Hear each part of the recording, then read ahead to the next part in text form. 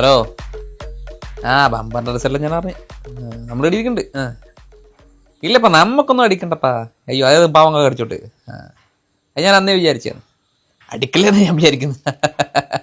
അതൊരു ശാപം പിടിച്ച പൈസയാടാ. അങ്ങനത്തെ നമുക്ക് പറ്റൂല. അധ്വാനിക്കാത്ത പൈസയൊന്നും നമ്മളെ ശരീരത്തിന് പിടിക്കൂല.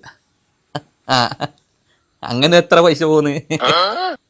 അനക്കല്ലെങ്കിൽ ഈ ലോട്ടറി അടിച്ച പൈസ ഒന്നും താല്പര്യമേ ഇല്ല.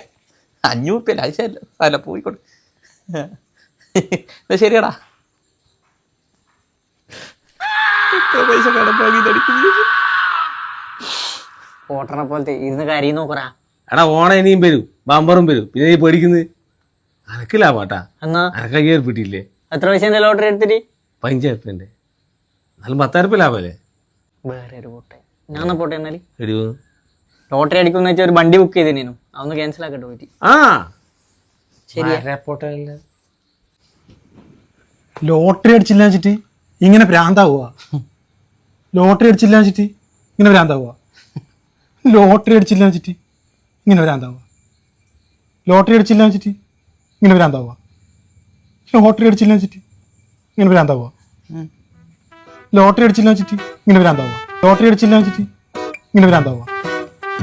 ലോട്ടറി അടിച്ചില്ല വെച്ചിട്ട് ഇങ്ങനെ ഭ്രാന്താവുക.